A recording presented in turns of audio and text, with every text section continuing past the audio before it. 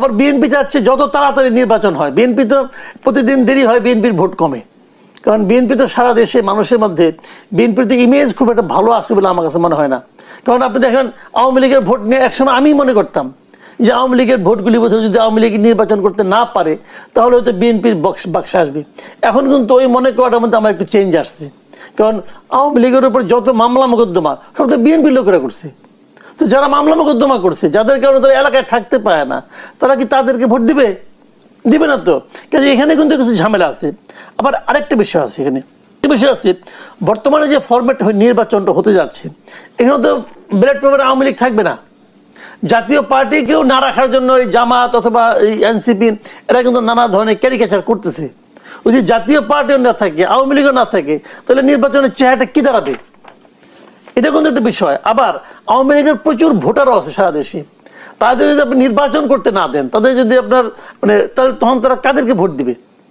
তখন তারা কিন্তু একটা গন্ডগোলও হতে পারে, একটা অস্থিতিশীল পরিস্থিতিও তৈরি হতে পারে। সেই বর্তমানে যে পরিস্থিতি, সবগুলি দলে গভর্নমেন্টকে সাপোর্ট করতে সময় না, যে কোনো সময় হতে পারে আওয়ামী লীগের যে কেউ নির্বাচন করতে পারে। আওয়ামী লীগের লোক যদি ভোট দিতে পারে, ইলেকশন করতে পারবেন না কেন? হয়তো আওয়ামী লীগের পরিচয়টা নিয়ে আসতে পারবেন না, স্বতন্ত্র করবেন, নৌকা মার্কা থাকবে না, অন্য কোনো মার্কা থাকবে, করতে পারেন। কিন্তু এক্ষেত্রে প্রবলেম আছে। একটা প্রবলেম হলো গিয়া আমাদের দেশে তো এখন মব খুব পাওয়ারফুল। যদি মব হয়ে যায়, যদি তাকে বলা হয় যে ফ্যাসিবাদের দোষর, সে কোনো নির্বাচন করবে, মারপিট শুরু হয়ে গেল, তখন তো আর নির্বাচনের সেই পরিবেশটা থাকলো না।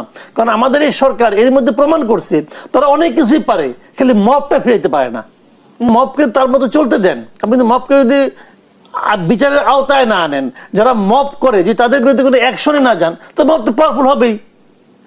আপনি দেখছেন এ পর্যন্ত আপনি একটা মব দেখাইতে পারবেন যাদের বিরুদ্ধে অ্যাকশন নেওয়া হয়েছে? একটা দেখান তো, পারবেন না। এবার মব মবি ঘটনার প্রেক্ষিতে কয়েকজন লোকের বিরুদ্ধে মামলা হয়েছে, কয়েকজনকে অ্যারেস্ট করছে না? কাদেরকে অ্যারেস্ট করছে? আওয়ামী লীগ, যুবলীগ, তারপরে স্বেচ্ছাসেবক লীগ, এদেরকে অ্যারেস্ট করছে। এবং তাদের বিরুদ্ধে অভিযোগ কি? মামলা একটা হয়েছে। মামলার অভিযোগটা কি? পুলিশের কাছে বাধা দেওয়া। মামলা কিন্তু হয়েছে পুলিশের কাছে বাধা দেওয়ার অভিযোগে। মানে ওইটা মামলা না, লাস্ট যে খবর থেকে তুললো ওটা নিয়ে কোনো মামলা হয়নি। তো ওটা নিয়ে মামলা হলে ওখানকার জামাতের আমির ধরা পড়তো।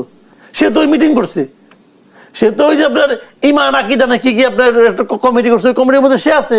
কাজে মব গভর্নমেন্ট থামাচ্ছে না।